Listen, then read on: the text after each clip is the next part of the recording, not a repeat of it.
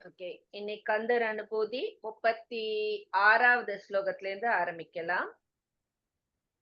நாதா குமரா நமயன்றரணாரோதாயன ஓதியதெப்பொருள்தான். நாதா குமரா நமயன்றரணார் ஓதாயன ஓதியது எப்பொருள்தான். ஓதியதெப்பொருள்னு சேர்த்தது. வேதா முதல் விண்ணவர் சூடும் மலர் பாதா குரமின் பதசேகரனே. வேதா முதல் பின்னவர் சூடு மலர் பாதா குரமின் பதசேகரனே. நாதா குமரா நம என்றரணார் ஓதாயன ஓதியது பொருள்தான். வேதா முதல் பின்னவர் சூடு மலர் பாதா குரமின் பதசேகரனே. நாதா குமரா நம என்றரணார் ஓதாயன ஓதியது பொருள்தான். வேதா முதல் பின்னவர் சூடு மலர் பாதா குரமின் பதசேகரனே. ஓகே. So thank you. போன இதுல நம்ம இந்த கர்மாக்கள் பத்தி பார்த்தோம். சஞ்சித கர்மா, பிராரப்த கர்மா, ஆகாமிய கர்மா. சோ அந்த இதெல்லாம் நம்ம பார்த்தோம். அந்த கர்மங்கள் நம்மளுக்கு இருக்கிற வரைக்கும் நம்மளுக்கு முக்தி கிடையாது அப்படிங்கறதுனால. சோ அந்த கர்மங்களை இந்த இந்த ஜென்மத்திலேயே நம்மளுக்கு அந்த ஜீவ முக்தி கிடைக்கிறதுக்கு அவருடைய திருவடிகளை பற்றினால் மட்டுமே முடியும் அப்படிங்கிற மாதிரிதான் அவர்கிட்ட நம்ம உன்னுடைய மலர்த்தாள் எனக்கு அருள்வீராகன்னு போன இதுல சொன்ன மாதிரி வந்தது. இப்போ இங்க அடுத்தது ஒரு ஸ்டெப்பு மேல, அதாவது ஒவ்வொரு ஸ்லோகத்திலயுமே நம்ம அப்படிதானே பார்த்துட்டு இருக்கோம். ப்ரோக்ரஸிங் டுவர்ட்ஸ் த சால்வேஷன் அந்த மாதிரி தான் பெயின் இருக்கு. சோ இங்க என்ன சொல்றாருன்னா, நீ சிவபெருமானுக்கு அந்த பிரணவ மந்திர உபதேசத்தை கொடுத்தாய் அல்லவா, அந்த மாதிரி எனக்கு நீ உபதேசித்து அருள்வாயாக அப்படின்னு சொல்றா. அதாவது இந்த முக்தி நிலையை அடையறதுக்கு ஞான தீட்சை கொடு அப்படின்னு சொல்லிட்டு பகவான்கிட்ட கேக்குற மாதிரி வருது.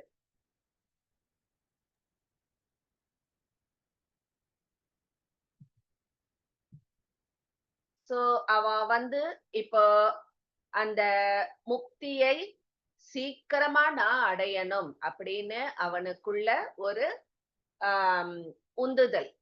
எப்படியாவது அதை நான் அந்த ஆத்ம அனுபூதியை சீக்கிரமே நான் அடையணும் அப்படிங்கிறது அவனை ஆட்கொண்டு இருக்கு. அதனால அவன் என்ன பண்றான், இன்னும் ஆழ்ந்த தியானத்தின் அவசியத்தை அவன் உணர ஆரம்பிக்கிறான். சோ அந்த ஆழ்ந்த தியானம் அவன் பண்ணணும்னா அவனுக்கு அந்த ஆஹ் தீட்சை பெற வேண்டியதன் அவசியத்தை அவன் உணர்கிறான். அப்பதான் அவன் அந்த ஆழ்ந்த தியானத்துல அப்படியே மனச ஃபுல்லா நிலை பெற வைக்க முடியும் அப்படிங்கறத அவன் யோசிச்சு, இதுக்கு அந்த மந்திர தீட்சை ஒரு குருவிடம். குரு இங்க யாரு, நம்மளுக்கு முருகப்பெருமான் தான் குருவாவே இருந்து அவர் தான் இப்ப ஒரு ஸ்டெப்பா அழிச்சுன்னு போறாரு இல்லையா. சோ நீ எனக்கு அந்த தீட்சையை பிரணவ உபதேசத்தை நீ எனக்கு தருவாயாக அப்படிங்கிற மாதிரி அவருடைய ஆஹ் அந்த மந்திரத்தை எனக்கு நீ உபதேசித்திடு அப்படின்னு சொல்லிட்டு வேண்டிக்கிறான். சோ அந்த மாதிரி அந்த உபதேசம் கிடைச்சா அவனால அந்த தியானத்துல நிலையாக இருக்க முடியும். அந்த இறை அனுபூதியை அவனுக்கு அந்த அனுபூதி கிடைக்கிறதுக்கு அது ஏதுவாக இருக்கும். சோ அதுதான் இங்கே சொல்ற மாதிரி வருது. சிவபெருமானுக்கு நீ எப்படி அந்த பிரணவ மந்திரத்தை நீ உபதேசித்தாயோ அது போல எனக்கும் இந்த ஆழ்ந்த தியான நிலையில் என் மனதை நிலைநிறுத்துவதற்காக அந்த மந்திர உபதேசத்தை எனக்கு செய்வாயாக அப்படின்னு அவர்கிட்ட கேட்டுக்கிற மாதிரி. நெக்ஸ்ட் சொல்லலாம். மைதிலி மாமி. கிரிவாய் விடு விக்ரமவேலிரையோன் பரிவாரமெனும் பதமே வலையே. கிரிவாய் விடு விக்ரமவேலிரையோன் பரிவாரமெனும் பதமே வலையே. புரிவாய் மனனே பொறையாமறிவால் அறிவாய் அடியோடு மகந்தையே. புரிவாய் மனனே பொறையாம் அறிவால் அறிவாய் அடியோடு அகந்தையே. விரிவாய் விடு விக்கிரமவேல் இறையோன் பரிவாரமெனும் பதமே வலையே. புரிவாய் மனனே பொறையாம் அறிவால் அறிவாய் அடியோடு மகந்தையே. இன்னொரு வாட்டி சொல்லுமா? Yes please. கிரிவாய் விடு விக்கிரமவேல் இறையோன் பரிவாரமெனும் பதமே வலையே. புரிவாய் மனனே பொறையாம் அறிவால் அறிவாய் அடியோடு மகந்தையே. ஓகே. Thank So, you. போன இதுல வந்து நம்ம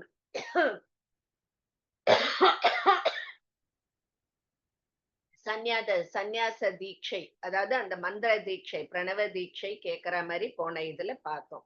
உடனே குருவும் என்ன பண்ற, அவன் மேல இறக்கப்பட்டு அவனுக்கு அந்த தீட்சையை கொடுக்கிறார். கொடுத்துட்டு அவனுக்கு அப்போ அந்த ஞான தீட்சை கிடைக்கிறது குருவிடம் இருந்து, முருகப்பெருமான்டேந்து. அப்போ நீ இனிமே இந்த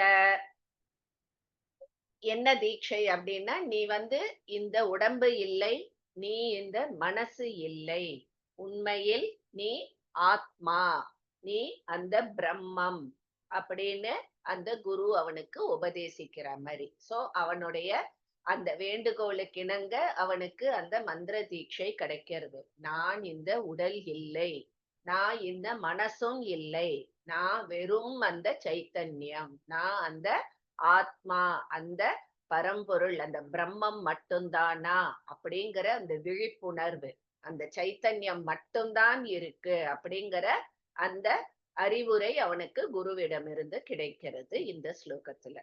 அததான் இங்க சொல்றான்.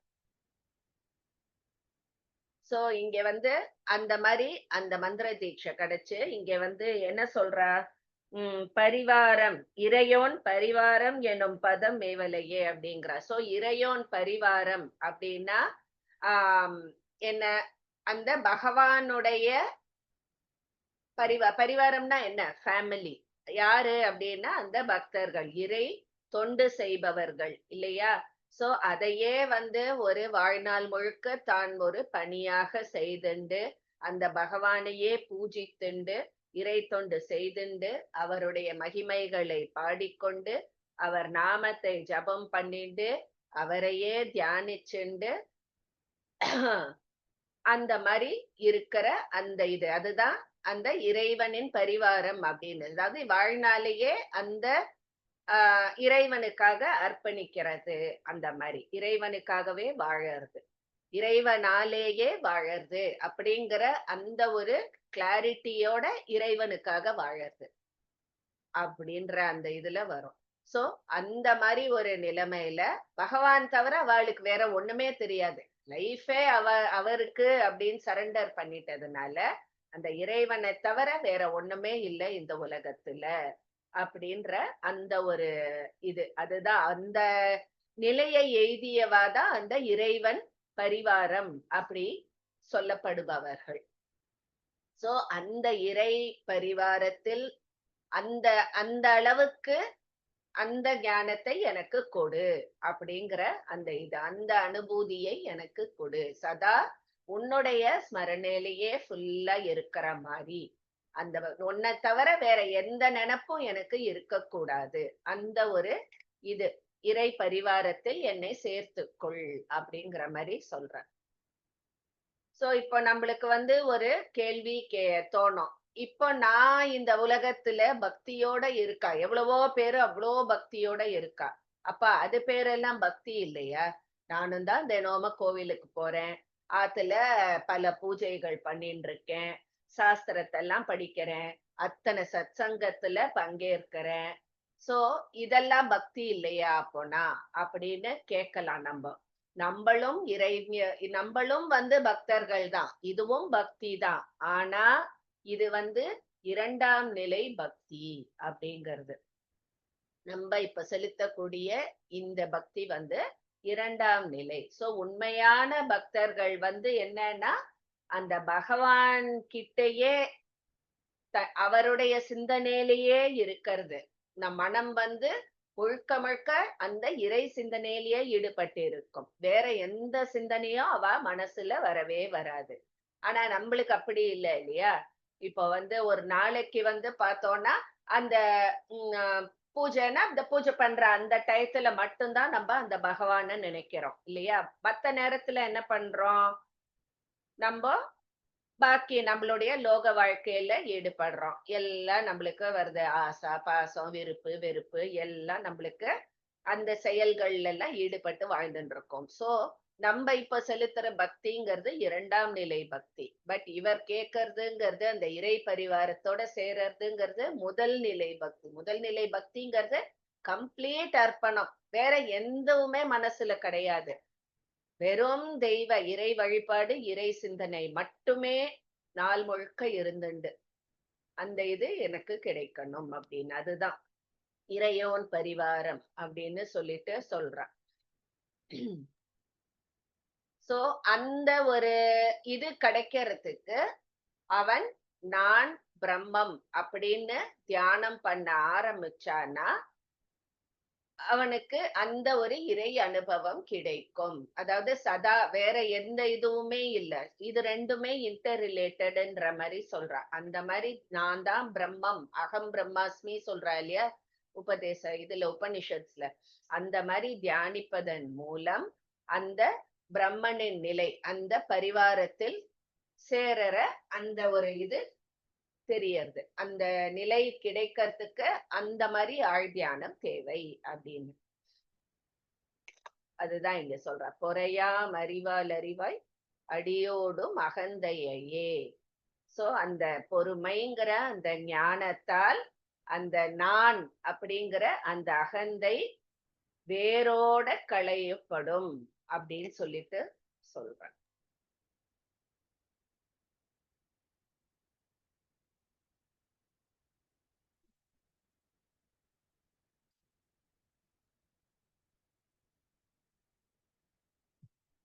சோ இப்போ இவனுக்கு வந்து இப்போ சந்நியாச தீட்சை, மந்திர தீட்சை குரு கிட்டேந்து கேட்டு அந்த தீட்சை கிடைச்செடுத்து அந்த இறை அனுபூதியையும் இறை அனுபூதியும் அவனுக்கு கிடைச்செடுத்து அந்த ஒரு எக்ஸ்பீரியன்ஸ் அதுவும் கிடைச்செடுத்து. ஆனா அதுலயே திளைத்து இருக்கிறதுக்கு வேண்டிய தகுதி அவனுக்கு இப்போ கிடைச்சிடுது. இன்னும் அவன் திளைத்து இருக்கல, அதுலயே ஃபுல்லா இம்மர்ஸ்டா இல்ல. பட் அது எப்படி அந்த ஸ்டேஜுக்கு போற தகுதியை அவன் ஃபுல்லா அவனுக்கு கிடைச்சிடுத்து. அந்த சமாதி நிலை கிடைக்கிறது தான் இனிமே பாக்கி. அடுத்த ஸ்டெப்புக்கு போயிட்டோம். நெக்ஸ்ட் சுந்தரி மாமி. ஆதாளியை ஒன்றறியேனை அற தீதாளியை ஆட்கொண்டு ஆண்டது செப்புமதோ. ஆதாளியை ஒன்றறியேனை அற தீதாளியை ஆண்டது செப்புமதோ. பூதாள கிராத குலிக்கிறைவா வேதாள கணம் புகழ் வேலவனே. பூதாள கிராத குலிக்கிறைவா வேதாள கணம் புகழ் வேலவனே. வேதாள வேதாள கணம் புகழ் வேலவனே. ஆதாளியை ஒன்றறியேனை அற தீதாளியை ஆண்டது செப்புமதோ. கூதாள கிராத குலிக்கிறைவா வேதாள கணம் புகழ் வேலவனே. ஆதாளியை ஒன்றறியேனை அற தீதாளியை ஆண்டது செப்புமதோ. கூதாள கிராத குலிக்கிறைவா வேதாள கணம் புகழ் வேலவனே. சோ முருகன் வந்து தன்னை சிஷ்யனா ஏத்துண்டு நம்ம மேல கருணை காட்டி இப்போ தீட்சையும் கொடுத்துட்டார். எப்படி தியானம் பண்ணணும் அப்படிங்கறதையும் உபதேசிச்சுட்டார். அத நினைச்சு நினைச்சு இப்போ சந்தோஷப்படுறான் மகிழ்ச்சியா. சோ அந்த மகிழ்ச்சியில என்ன பண்றான், அவன் முருகப்பெருமானுக்கு தன் குருவுக்கே அவன் நன்றியை வெளிப்படுத்தணும்னு நினைக்கிறான் மனசுல. ஆனா அதுக்கு அவனுக்கு வார்த்தைகள் கிடைக்கல. ஏன்னா அவன் அவனுக்கு தெரியும் இந்த ஒரு தியான இதுல நம்ம வர்றதுக்கு முன்னாடி நம்ம எப்படி இருந்தோம், இப்போ எப்படி இருக்கோம், இந்த லெவல் வரத்துக்கு நம்ம எத்தனை இடர்பாடுகளை எதிர்கொண்டோம், அது எல்லாமே இது எப்படி ஒவ்வொரு ஸ்டேஜ்லயும் அந்த குருவா இருந்து அந்த முருகப்பெருமான் நம்மளுக்கு உதவி பண்ணினார். கடைசியா நம்மளுக்கு இந்த உபதேசத்தையும் கொடுத்தார். எல்லாத்தையுமே அவன் உணரறான்.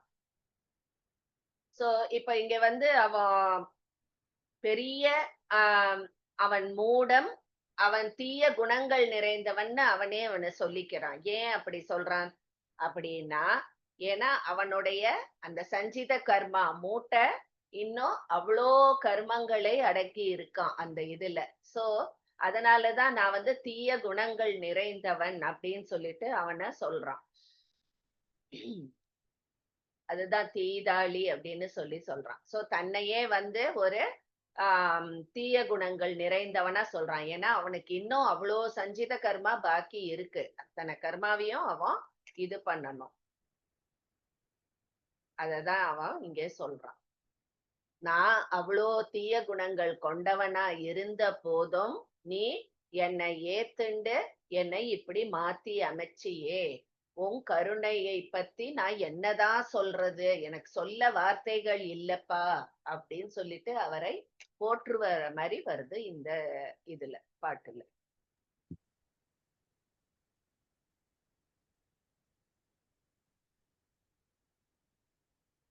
சோ இவன் அவனோட அந்த அதிர்ஷ்டம், அதாவது அவனுக்கு அந்த குருவா இருந்து அவர் தீட்சை கொடுத்திருக்க, அத அந்த உபதேசம் இவனுக்கு கிடைச்சது அப்படிங்கறது அவன் தான் பண்ண பெரிய அதிர்ஷ்டமா நினைச்சு அப்படியே அவன் மலைச்சு போறான், அதிசயிச்சு போறான். சோ அவருடைய அந்த கிருபை, அந்த கருணை தான் எனக்கு இந்த ஒரு வாய்ப்பை எனக்கு கொடுத்தது அப்படின்னு சொல்லிட்டு தன்னோட குருவுக்கு மனசுல பல கோடி நன்றிகளை சொல்றான் அந்த சாதகர். Next Vani ma'am. மாவேள் சனனம் கெட மாயை விடா மூவேடனை என்று முடிந்திடுமோ. மாஏழு ஜனம் கெட மாயை மாவேள் சனனம், 7 ஜனனம். மாவேள் ஜனனம் கெட மாயை விடா மூவேடனை என்று முடிந்திடுமோ. கோவே குரமின் கொடி தோள் புணரும் தேவே சிவசங்கர தேசிகனே. கோவே குமரின் கொடி தோள் புணரும் குரமின், சாரி கோவே குரமின் கொடி தோள் புணரும் தேவே சிவசங்கர தேசிகனே. மாவேள் ஜனனம் கெட மாயை விடா மூஎட்டன என்று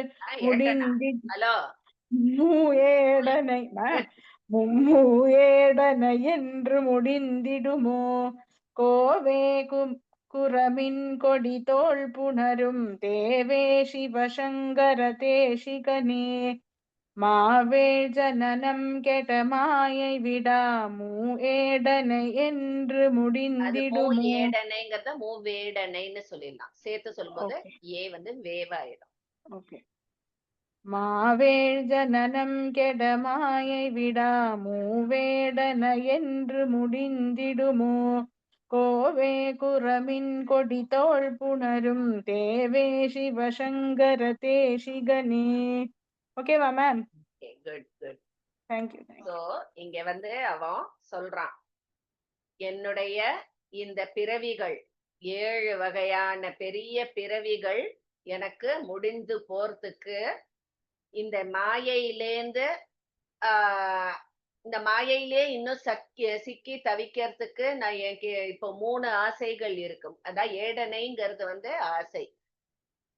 3 வகையான ஆசையும் எப்போதான் முடிவுக்கு வருமோ அப்படின்னு சொல்லிட்டு, இந்த மாயையிலேந்து நான் எப்படி வெளியில வருவேனோ, இந்த ஆசைகள், மாயைக்கு காரணமான இந்த ஆசைகள், 3 விதமான ஆசைகள், ஏடனைகள். அதாவது மண்ணாசை, பொன்னாசை, பெண்ணாசை. இதெல்லாம் எப்போதான் எனக்கு ஒரு முடிவுக்கு வருமோ, எப்போதான் என்னுடைய பிறவிகள் 7 வகையான பெரிய பிறவிகள் முடிவடையுமோ அப்படின்னு சொல்லிட்டு, அதாவது பகவான் கிட்டயே கேக்குறார், எனக்கு இந்த ஜனனங்கள், இந்த பிறவிகள் எல்லாம் முடியணும்னு நான் உன்னை பிரார்த்தித்து கேட்டுக்கொள்கிறேன். இந்த ஆசைகளை எல்லாம் நான் துறக்க வேண்டும் என்று பிரார்த்திக்கிறேன் அப்படின்னு சொல்லிட்டு கேக்குறார். சோ இந்த சம்சார சுழற்சிக்கு காரணமான இந்த பந்தத்தை எல்லாம் நீ உடைத்து எனக்கு அந்த இறை அனுபூதியை தர வேண்டும் அப்படின்னு சொல்லிட்டு அவன் மேற்கொண்டு அந்த சாதனையை இன்னும் தீவிரமாக்கிண்டு எல்லா முயற்சிகளையும் பண்ணிட்டு இருக்கான். மனமார்ந்த அந்த பகவான்கிட்டயே பிரார்த்தனை பண்ணி தன்னையே சமர்ப்பித்து கொள்கிறான். சோ ஏற்கனவே சொன்ன மாதிரி ஏடனைங்கிறது வந்து 3 விதமான ஆசைகள். பொன்னாசை, பொண்ணுன்னா என்ன, செல்வம், சொத்து, அந்த ஆசை. பெண்ணாசை அப்படிங்கறது வந்து குழந்தை, குட்டி, மனைவி, மக்கள், குடும்பம். அது மண்ணாசை அப்படிங்கறது வந்து பேர், புகழ், அந்த மாதிரி ஆசைகள். இந்த 3ம் தான் வந்து பேசிக் ஆசைகள்லயே வந்து ரூட் அப்படின்னா இந்த 3. இட் இஸ் செக்ரிகேட்டட் இன்டு இந்த 3 இதுவா தான் நம்மளுக்கு இருக்கு. மண், பொன், பெண். சோ இது எல்லாமே வந்து எதனால, இததான் வந்து நம்ம மாயைன்னும் சொல்லலாம், அவித்யைன்னும் சொல்லலாம், அஜ்ஞானம்னு சொல்லலாம். இந்த ஆசைகள் எல்லாம் சேர்ந்துதான் இந்த டேர்ம்ஸ் எல்லாம் நம்மளுக்கு. அவித்யா, அறியாமைன்னு சொல்றோம் இல்லையா? அறியாமைனா என்ன, இந்த ஆசைகள் எல்லாம் தான். சோ இது வந்து இது இப்ப 7 பிறவி அப்படின்னு சொல்றாரு இல்லையா? இந்த 7 பிறவியும் நான் கடந்து வரணும் அப்படின்னு. 7 பிறவி என்னன்னா, தேவர் பிறவி, மனித பிறவி, விலங்கு, பறவை, பூச்சி, நீர் இனம், கடைசியா வந்து தாவரம், மரம், செடி, கொடி, இதெல்லாம். சோ இதுதான் வந்து 7 விதமான ஜீவர்கள், ஜனனங்கள் அப்படின்னு சொல்வார். சோ இந்த 7 விதமான ஜனனங்களும் நடக்கிறதுக்கு இந்த 3 ஆசைகள், மண், பொன், பெண் ஆசைகள் தான் காரணம் அப்படிங்கிறார். சோ இங்க வந்து என்னுடைய இந்த 7 பிறவிக்கும் காரணமான இந்த 3 ஆசைகளை நீ அழித்திடுவாயாக அப்படின்னு சொல்லி பிரார்த்தனை பண்ணி கேட்டுக்கிறார். சோ இப்ப அவன் வீட்டை திறந்துட்டான், மனசார சந்நியாசமும் மேற்கொண்டு விட்டான். அதுக்கப்புறம் பகவான்டேந்து தீட்சையும் உபதேசமும் வாங்கிட்டான். இப்ப அவன் பண்ண வேண்டியதெல்லாம் ஒன்னே ஒண்ணுதான், அந்த மாயையுடைய அந்த கடைசி ஸ்டேஜ். அதாவது இன்னும் நம்மை அந்த மாயையில் பிணைத்திருக்கும் இந்த 3 ஆசைகள், அத அடியோட அழிக்கணும் அப்படிங்கிறது தான். சோ அவன் இப்போ அந்த ஒரு நிலையதான் அந்த நிலைக்கு தான் வந்துட்டான். இந்த ஆசைகளை நான் ஒழித்திடணும் அப்படின்னு மனசார அவன் ஏங்குறான்.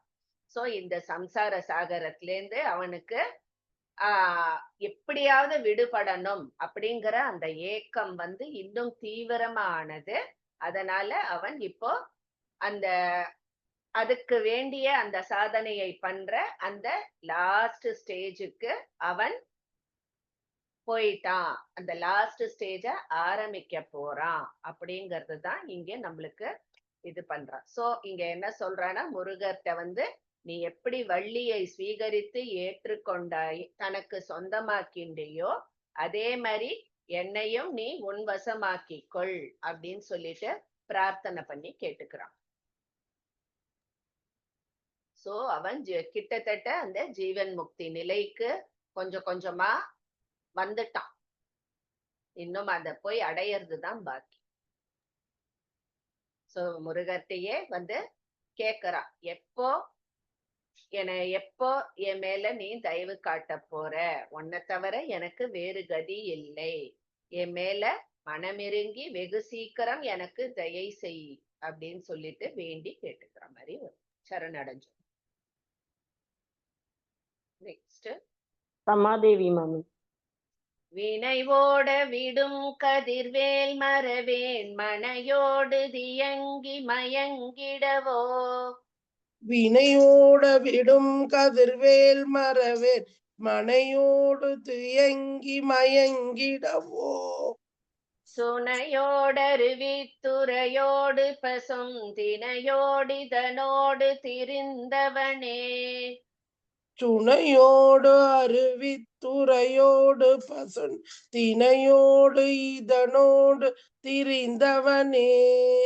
வினை ஓட விடும் கதிர்வேல் மறவேன் மனையோடு தியங்கி மயங்கிடவோ. சுனையோடு அருவித்துறையோடு சேர்த்துடுங்க. சுனையோடருவி சுனையோடு அருவித்துறையோடு பசுன் தினையோடு இதனோடு அதையும் சேர்த்துருங்க. தினையோடிதனோடு தினையோடு இதனோடு திரிந்தவனே. வினை ஓட விடும் கதிர்வேல் மறவேல் மனையோடு தியங்கி எங்கிடவோ. சுனையோடு அருவித்துறையோடு பசுன் தினையோடு தினையோடு இதனோடு திரிந்தவனே. தினையோடிதனோடு திரிந்தவனே. தினையோடு இதனோடு திரிந்தவனே. கரெக்டா? ஒரு தரம் சொல்லணுமா? இல்ல இல்ல. Okay. Okay, thank So, you. இப்போ அந்த மாயை சரியா கிடைக்க மாட்டேங்கிறதுன்னு சொல்றா. இப்ப கூட போன் பண்ணா லலிதாமணி, என்னன்னு தெரியல. எனக்கு தெரியல. தெரியல. மாயையில வந்து அவன் சிக்கி தவிப்பதற்கான அந்த காரணம் மண் பொன் பெண் அந்த ஆசைகள்ல இருந்து நான் விடுதலை அடையணும் அப்படின்னு சொல்லிட்டு முருகப்பெருமான்கிட்ட பிரார்த்தனை பண்ணிட்டு இப்போ அந்த குருவுடைய அந்த உபதேசத்தினால் அவன் இடைவிடாது அந்த வேலை தியானம் பண்ண ஆரம்பிக்கிறான் அப்படிங்கிறான். சோ அந்த வேல்ங்கிறது என்னன்னா, வேல்ங்கிறது அந்த ஆத்மாவை தியானம் பண்ண ஆரம்பிக்கிறான். சுடர்வேல் அப்படின்னு சொல்றான். அதாவது அவ்வளோ ஒரு பிரகாசமான அந்த நமக்குள்ள இருக்கிற அந்த அந்தராத்மாவை தியானம் பண்ண ஆரம்பிக்கிறான். சோ தனக்கு அந்த அந்த விடுதலை அந்த முக்தி நிலை கிடைக்கிற வரைக்கும் அந்த மந்திரத்தை அவன் தியானம் பண்றான். இடைவிடாமல் தியானம் பண்றான். எந்த மந்திரம்ங்கிறது அது அகம் பிரம்மாஸ்மி, நான் அந்த பிரம்மம் அப்படிங்கிற அந்த தியானத்தை இடைவிடாம அவன் பண்ணிட்டு இருக்கான். அப்போ அவனுக்கு ஒரு நம்பிக்கை வருது, எப்படி இருந்தாலும் இந்த மாயையை நான் கடந்து விடுவேன் அப்படிங்கிற அந்த நம்பிக்கை அவனுக்கு வேரூன்றி வருது இப்போ. சோ அந்த ஒரு லுக் பேக்குங்கிற அந்த இதுவே கிடையாது. நம்ம கரெக்டா தான் போயிட்டு இருக்கோம், கூடிய சீக்கிரம் நம்ம அந்த நிலையை அடைய போறோம் அப்படின்னு தீவிரமா அவன் அந்த தியானத்தை மட்டுமே மேற்கொள்கிறான். அந்த வேலை நினைத்து தியானம் பண்ண. வேலுங்கிறது இங்க அந்த ஆத்மா, நமக்குள்ள இருக்கிற அந்த ஆத்மா தான் அந்த வேல். சோ அந்த வேலோட சக்தி எப்படி அப்படின்னா, ஒரு சூரியன் வந்து எவ்வளவு பிரகாசமா இருக்கு, அதுக்கு வந்து யாராவது எனர்ஜி எக்ஸ்ட்ராவா கொடுக்கறாளா? இல்ல இல்லையா? சோ அதுவே சூரியனே வந்து தன்னுடைய இயல்பே அந்த பிரகாசம் அதுக்கு. சோ அது எப்படி எந்த ஒரு முயற்சியும் இல்லாம பிரகாசிச்சுண்டு இருளை போக்குகிறதோ அதே மாதிரிதான் வேலும். தன்னுடைய அந்த இயல்பினாலேயே எல்லா கர்மங்களையும் அழித்து விடுகிறதாம் அந்த வேல்.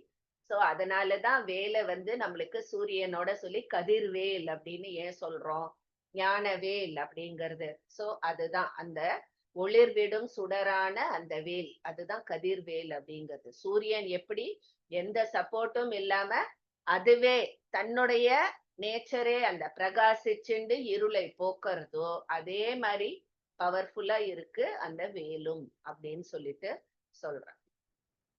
சோ என்னுடைய அந்த கர்மங்களை, அந்த இருளை போக்கிடும் அந்த ஒளியாக அந்த வேல் இருக்கு. அந்த வேலாயுதத்தை நான் ஒரு பொழுதும் மறவேன். அதுதான் வினை ஓடவிடும் கதிர்வேல் மறவேன் அப்படின்னு சொல்றார். அந்த வேலை நான் மறக்காமல்னா என்ன, அதுலயே மனச தியானம் பண்ணுறது அப்படின்னு சொல்லி சொல்றார். வேலை இடைவிடாம தியானிக்கிறது அப்படிங்கறது அவனை அந்த கர்மத்திலிருந்து கொஞ்சம் கொஞ்சமா விடுவிச்சு அந்த சம்சாரம் அப்படிங்கறதுல இருந்து அவனை விடுதலை பண்றது. சோ தியானத்துடைய இறுதி நிலையை அவன் அடைகிறான். சோ அந்த பிரம்மத்து மேலேயே அவன் இப்போ தியானத்தை மேற்கொள்கிறான். அந்த வேலாக, அது வேலுங்கிறது தான் அந்த பிரம்மம், அந்த வேலாக தியானம் பண்றான். அவன் ஆல்மோஸ்ட் அந்த நிலையை ஃபுல் அந்த பூர்ண நிலையை அடையிற இதுக்கு வந்துட்டான் அவன் கொஞ்சம் கொஞ்சமா. அதாவது இப்ப அவன் அந்த ஆத்மால நிலை பெற்று இருக்கணும் அப்படின்னு அந்த முயற்சியை ஆரம்பிச்சுட்டான். தீவிரமா அதையும் பண்ணிட்டு இருக்கான் இன்னும். ஆனா அதுல முழுமையா அவன் இன்னும் நிலை பெறல இல்லையா? சோ ஆனா அவனுக்கு நம்பிக்கை மட்டும் ஃபுல்லா பரிபூர்ணமா வந்துருது. இப்போ ஐயோ முன்ன மாதிரி அவன் இப்போ நொந்துக்கல, என்னை திருப்பியும் இங்கேயே கொண்டு வந்து சேர்த்துட்டியே இறைவா அப்படின்னு நொந்துக்கல. அவன் இன்னும் அதை ரீச் பண்ணல, பட் கண்டிப்பா பண்ணிடுவேன் அப்படிங்கிற அந்த மனசுல அந்த நம்பிக்கை அவனுக்கு கிடைச்சிடுது. சோ அவன் சந்தோஷமா அவன் அந்த தியானத்தை இடைவிடாமல் முழு மூச்சோட இது பண்ணிட்டு இருக்கான். சோ அதனால்தான் இங்கே சொல்றான், திருப்பியும் நான் இந்த பிரபஞ்சம் மலையில் சிக்கி கலங்கி மயங்கிடுவேனா? மாட்டவே மாட்டேன், நான் என் குறிக்கோளை அடைந்தே தீருவேன் அப்படின்னு. சோ இந்த பிரபஞ்சம், இந்த சம்சாரம்ங்கிறது இனிமே என்னை எதுவும் பாதிக்காது அப்படின்னு சொல்லிட்டு அவனுக்கு நல்லா தெரிஞ்சுடுத்து. அதுதான் இங்கே சொல்றான். ஆல்மோஸ்ட் அவன் அங்க இதுக்கு அந்த ஃபைனல் ஸ்டேஜுக்கு போயாச்சு. நெக்ஸ்ட் வித்யா மேம். சாகாதெனையே சரணங்களிலே காகான மனார் கலகம் செய்யுநாள். பாகாதெனையே சரணங்களிலே காகான மனார் கலகம் செய்யும் நாள். செய்யுமா செய்யும் நாள் தான். வாகா முருகாமயில் வாகனனே யோகா சிவஞானோபதேசிகனே. வாகா முருகாமயில் வாகனனே யோகா சிவஞான நுபதேசிகனே. உபதேசிகனேனா ஆமா, சிவஞானோபதேசிகனே நூவா பண்ணிருந்தேன். வாகா முருகாமயில் வாகனனே யோகா சிவஞானுபதேசிகனே. சாகாதெனையே சரணங்களிலே காகான மனா கலகம் செய்யும் நாள். பாகா முருகா மயில் வாகனனே யோகா சிவஞானுபதேசிகனே. சாகாதெனையே சரணங்களிலே காகான மனார் கலகம் செய்யும் நாள். பாகா முருகா மயில் வாகனனே யோகா சிவஞானுபதேசிகனே. ஓகே, சோ இங்க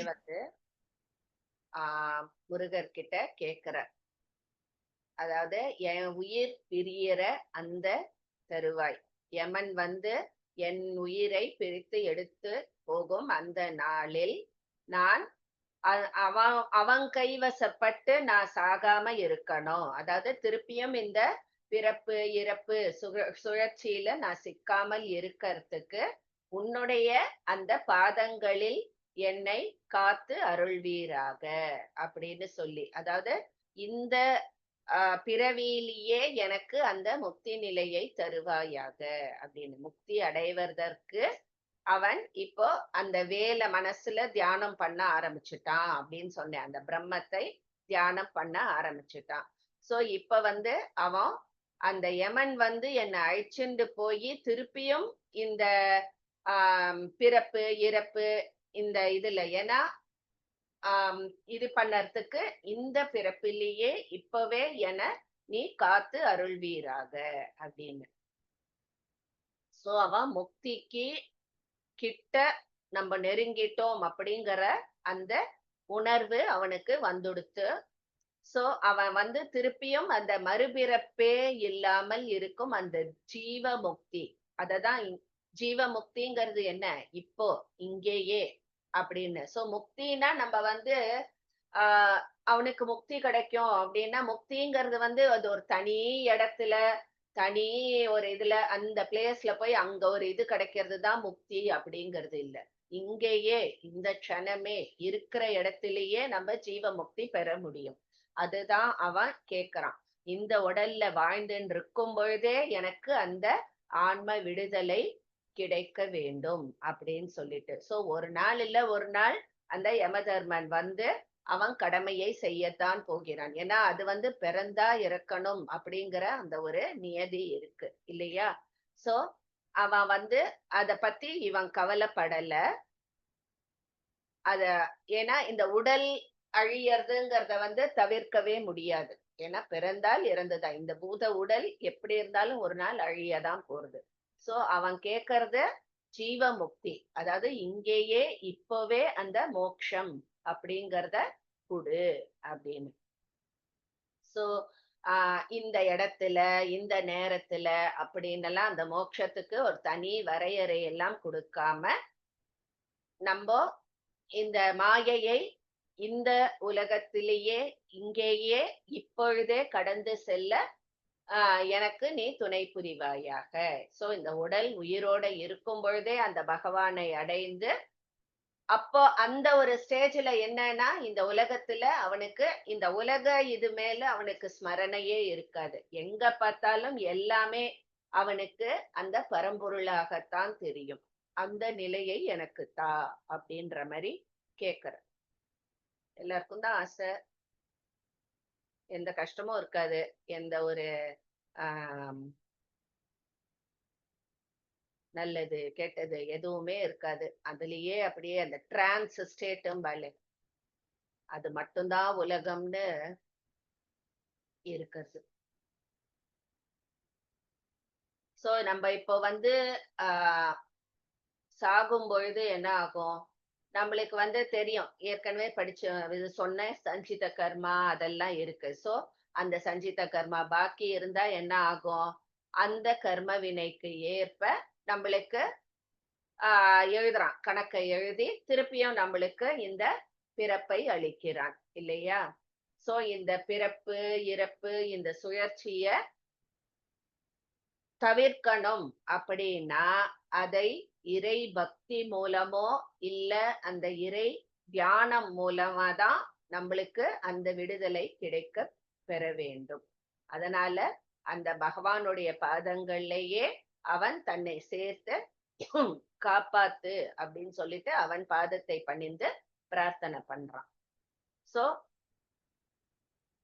இந்த உடம்பு அழிஞ்சு போறதுக்கு முன்னாடி, அதாவது நான் சாகறதுக்கு முன்னாடி, இந்த உடம்பு அழிவதற்கு முன்பே எனக்கு அந்த ஆத்ம உணர்வு அதுல நான் நிலை பெற்றுட்டேன்னா, அந்த ஆத்ம ஞானம் எனக்கு கிடைஞ்சிடுத்துன்னா இந்த மறுபிறப்பிலிருந்து எனக்கு கம்ப்ளீட்டா விடுதலை கிடைத்திடும் அப்படின்னு சொல்லிட்டு சொல்றா. சோ இந்த உடல்ல நான் இப்போ வாழும் போதே இந்த விடுதலையை நான் அடைய வேண்டும்.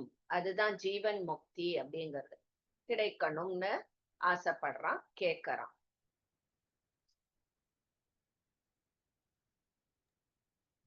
முருகா, உன்னுடைய அந்த திருப்பாத கமலங்கள்ல என்னை இங்கேயே இப்பொழுதே சேர்த்து காத்து அந்த ஜீவன் முக்தியை அருள்வாயாக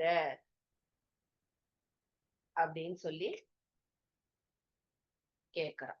நமனார் கலகம் செய்யும் நாள், நமனார்னா அதான் அந்த யமன். யமன் வந்து என்னை இது பண்ணறதுக்கு முன்னாடியே சரணங்களிலே கா கா அப்படின்னு சொல்றான்.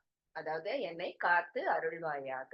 இப்போவே என்னை இந்த பிறவியிலேயே என்னை நீ அந்த முக்தி நிலையை எனக்கு தருவாயாக.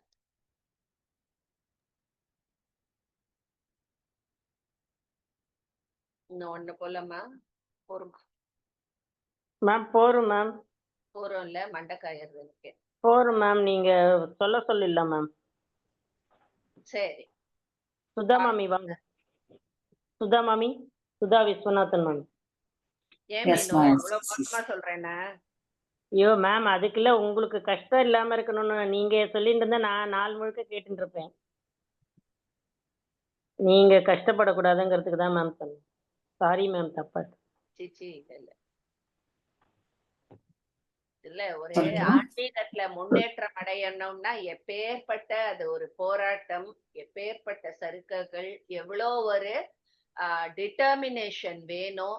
அதாவது ஒரு இந்த இறை பாதையை நம்ம தேடி அந்த ஒரு இதுக்கு போனோம், அந்த இறை அனுபூதி கிடைக்கணும்னா அதுல எவ்வளோ ஸ்ட்ரகிள்ஸ் இருக்கு, எவ்வளோ நம்ம வந்து ஒரு ஸ்டேஜா நம்மள கிளென்ஸ் பண்ணிட்டு போறோம், எத்தனை சறுக்கல்கள் வருது, எத்தனை ஏக்கங்கள் வருது, எத்தனை இது வருதுன்னு பாருங்க. சான்ஸே இல்லை. படிக்க படிக்க மேம் நீங்க உங்களோட சேர்ந்து எங்களையும் அப்லிஃப்ட் பண்றீங்க மேம். அது இன்னும் பெரிய டாஸ்க் ஆச்சு. இத்தனை பேருக்கு இது பண்ணணும். எனக்கு ஃபுல்லா எனக்கு ப்ராப்பரா சொல்ல தெரியல. அதுக்கெல்லாம் இன்னும் எத்தனையோ பேர் பெறணும் மண்டேல அந்த ஞானம் வரத்துக்கு. நான் படிக்கிறத வச்சு ஏதோ எனக்கு தெரிஞ்சத துளியோண்டு சொல்றதே நம்மளுக்கு இவ்வளோ ஒரு பிரமிப்பா இருக்கு. இதை இன்னும் நன்னா உணர்வு பூர்வமா புரிஞ்சு படிச்சோம்னா அப்பா, இந்த சமாதி நிலை அப்படிங்கிறது எப்பேற்பட்ட ஒரு அதிசய நிலை.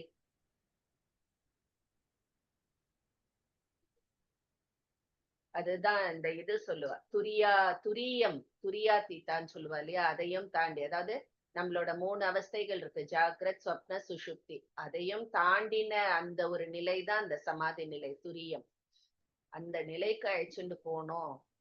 அதாவது நம்மளுடைய உடம்பு அந்த 5 லேயர்ஸ் இருக்கு இல்லையா? அன்னமயம், பிராணமயம், மனோமயம்லாம் சொல்றோம்.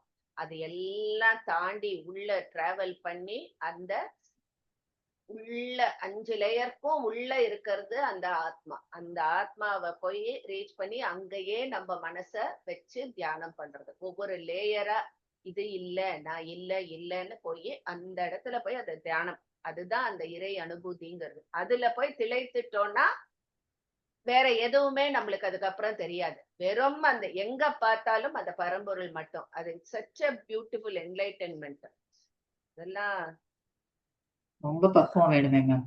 ஆமா. ரொம்ப ரொம்ப ரொம்ப மாமி ரொம்ப பக்குவம். மாமி ம் நாங்க யோகா கிளாஸ்ல துரியாதீத தியானம் பண்றோமே, கத்துட்டு இருக்கேன் நானு. Okay okay. சூப்பரா இருக்கும். அது பண்ணி அதெல்லாம் இது பண்ணினா அதான் வேற வேற இதுல மார்க்கத்துல we can reach that. But பக்தி மார்க்கம்ங்கிறது ஈஸியர் ஒன். ஓகே 36ல இருந்து அமீனோ. ஆமா ஆமா மேம், 36ல இருந்து. சுதா மாமி வாங்க. ஓகே. நாதா குமரா நமயன்றரனார் ஓதாயன ஓதியதெப்பொருள்தான் வேதா முதல் விண்ணவர் சூடு மலர் பாதா குரமின் பதசேகரனே. சரி. ஓகேவா மேம்? ஆம் பைரலட்சுமி மேம். இல்ல நீங்க ஓகே. இல்ல நீங்க சொன்னது கரெக்டான்னு கேட்டீங்க. நமஸ்காரம் மேம்.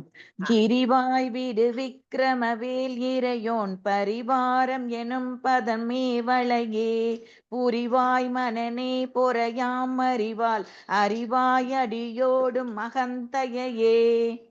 Thank you ma'am. ஜோதீஸ்வரி மாமி. அடியேன் வணக்கம் குருஜி. ஆதாளியை ஒன்றும் அறியேனையற ஆதாளியை ஒன்றறியேனையற ஆதாளி ஒன்றறியேனையற தீதாளியை ஆண்டது செப்புமதோ கூதாள கிராத குளிக்கிறைவா வேதாள கெனம் புகழ் வேலவனே. நன்றி.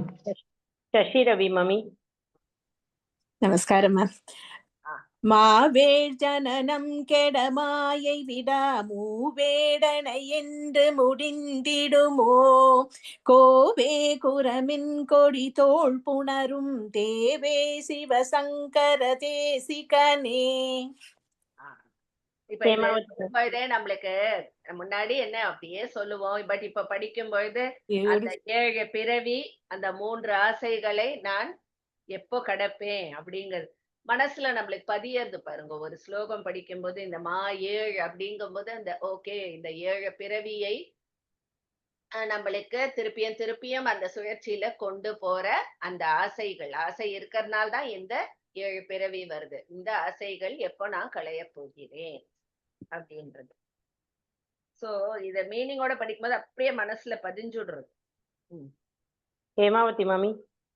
வினையோட விடும் கதிர்வேல் மறவேன் மனையோடு தியங்கி மயங்கிடவோ சுனையோடருவி துறையோடு பசும் தினையோடிதனோடு திரிந்தவனே.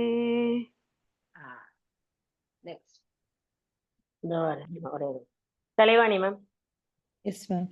சாகாதெனையே சரணங்களிலே காகான மனார் கலகம் செய்யுநாள் வாகா முருகா மயில் வாகனனே யோகா சிவஞானோபதேசிகனே. சோ இதுலதான் நமனார் கலகம் பண்ண வரும்பொழுது அதுக்கு முன்னாடி இந்த பிறவியிலேயே இந்த ஒரு இதுலயே எனக்கு அந்த முக்தி நிலையை தருவாயாக அப்படின்னு சொல்லி வேண்டிக்கிறது. இதற்குதான் இல்லையா? ஆமா மேம். மேம் ஒரே டவுட் மேம். எஸ் மேம், நம்ம இந்த சான்ஸ்கிரிட் படிச்சு இந்த சிவஷா அந்த சண்முகஷா அது அப்படியே இங்க சில இதெல்லாம் அந்த தேசிகனேன்னு தான் வரும், சி தான் வரணும் இல்லையா? டி வராது இல்ல மேம்? அது அந்த இது எல்லாம் கொஞ்சம் திருத்திக்கணும் மேம். நம்ம அந்த நம்மளுக்கு சான்ஸ்கிரிட் இதை அப்படியே இங்க சொல்லணும்னு அவசியம் இல்லை. ஏன்னா தமிழ்ல வரும்போது இப்போ தான் வரும். மேகம் மேகம் நம்ம தமிழ்ல சொல்லும்போது ஹ போடுவோம். இட் இஸ் நாட் ஆக்சுவலி ஹ இல்லையா? அந்த மாதிரி இப்போ இந்த 41ஆவதுல கூட மேம் சாகாதி எனையே சரணங்களிலே தானே வரணும் மேம், சா வராது இல்ல? சரணம் சரணம் சொல்லும்போது சரணம் சரணம் எல்லாம் கிடையாது, எல்லாமே சரணம் தான். சரணம். Okay ma'am, thank you. 39 second in move ஏடனையா இல்ல மூவ் ஏடனைன்னு மாத்தி போட்டுக்கோங்க அந்த இடத்துல. வே. சோ நம்ம ஆல்மோஸ்ட்